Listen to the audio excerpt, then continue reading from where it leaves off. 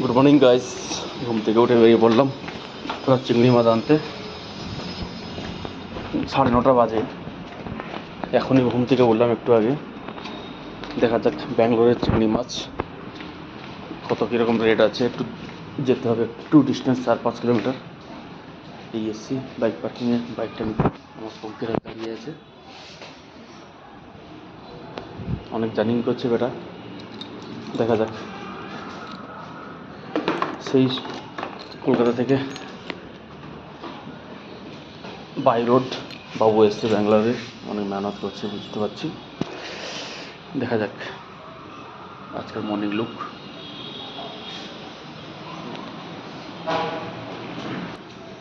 এটা হচ্ছে সেই হেলমেট পরা লুক।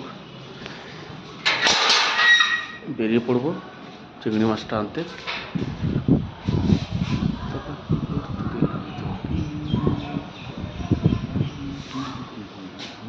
এবার যাই, মাছের কীরকম কী রেট আছে আমি দেখার চেষ্টা করবো।